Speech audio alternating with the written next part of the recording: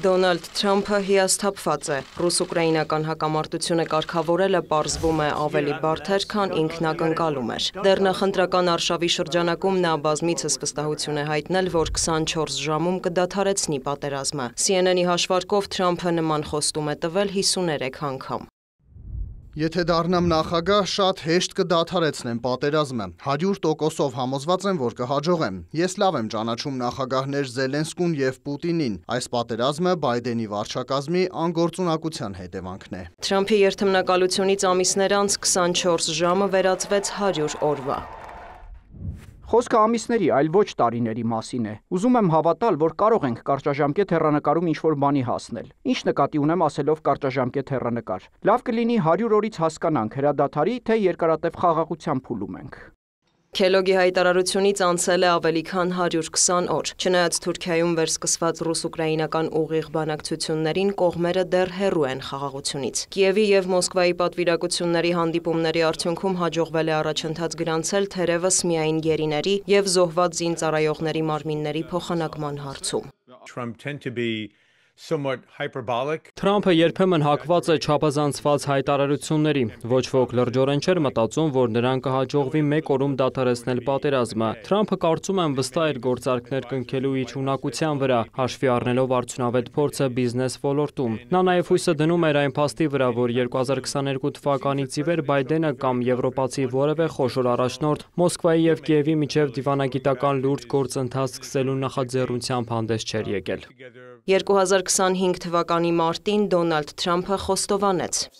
24 ժամում պատերազմն ավարտելու մասին խոսքերս մի փոքր սարկաստիկ բնույթ էին կրում։ Իրականում ես նկատի ունեի, որ ցանկանում եմ հնարավորինս արագ հասնել կարգավորման։ Վերջին շրջանում Թրամփը պարբերաբար դժգոհություն է հայտնում, որ Պուտինը եւ Զելենսկին կառուցողական չեն տրամադրված։ Նա սպառնում է դուրս գալ բանակցություններից, խստացնել հակառուսական պատժամիջոցները, դադարեցնել Ուկրաինային աջակցությունը։ ԱՄՆ նախագահը նաեւ վերջնաժամկետներ է սահմանում։ Օրինակ, նա արդեն 3 անգամ 2 շաբաթ է տվել Ռուսաստանի նախագահին հրադադարի գործարք կնքելու համար, այս տարվա ապրիլին եւ մայիսին։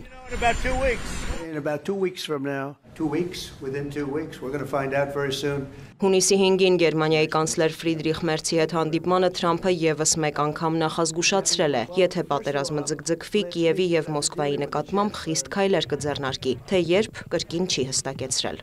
Պուտինը եւ Զելենսկին ատում են իրար, կռվում ինչպես երկու խելագար երեխաներ։ Երբեմն հարկավոր է նրանց թույլ տալ կռվել, հետո նոր բաժանել։ Ես համոզվել եմ, որ այս պատերազմը բարդ է կանգնեցնել, բայց հնարավոր է։ Իմ մտքում վերջնաժամկետ ունեմ, երբ հասկանամ, որ պատերազմը չի դադարեցվում, մենք Գերմանիան քայլերի կդիմենք։ Այսպիսով, ինչու Թրամփը մինչ օրս գործի չի դնում պատժամիջոցների լծակը։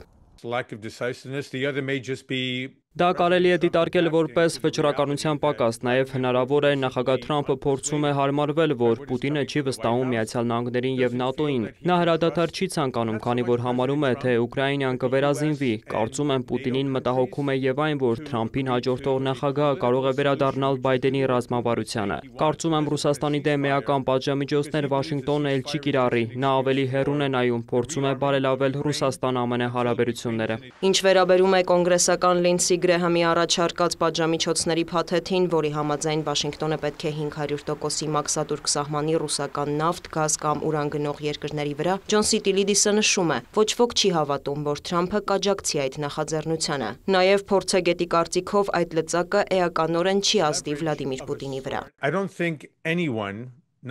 Չեմ կարծում, թե որևէ մեկը կլինի դա Դոնալդ Թրամփը կամ Սի Ցինփինը կամ եվրոպական կողմը, որ կստիպի Պուտինին ինչ-որ բան անել։ Այժմ նա շատ ապահով դիրքերում է։ Ռազմաարդյունաբերությունը խթանում է Ռուսաստանի տնտեսությունը։ Պուտինի վրա ճնշման լուրջ լծակներ դեռ չկան, մինչդեռ նույնը չի կարելի ասել Զելենսկու դեպքում։ Ճնշման եւս մեկ լծակ է Թրամփի նախազգուշացումը, որ Վաշինգտոնը առաջընթացի բացակայության դեպքում դուրս կգա բանակցություններից։ Արդյոք դա իրատեսական սցենար է։ Միացյալ Նահանգների համար շատ դժվար կլինի գնալ դրան։ Հակամարտության կարգավորումը Թրամփի նախընտրական գլխավոր խոստումներից էր։ Հեռանալը կդիտարկվի որպես արտաքին քաղաքական մեծ պարտություն։ Թրամփը կարող է տարբեր մարտավարություններ որդեգրել կողմերի վրա ճնշում գործադրելու համար։ ԱՄՆ նախագահը նաև կարող է շատ հստակ արձանագրել, որ այլ առաջնահերթություններ էլ ունի, հատկապես Չինաստանի, առևտրի, Իրանի ներքին խնդիրների հետ կապված։ Չնայած առկա անորոշություններին եւ ամերիկյան կողմի դժգոհությանը Թրամփը չի կորցնում հույսը, որ հակամարտությունը մոտ ապագայում կկարգավորվի, սակայն նման հեռանկար կարծես չի նշмарվում։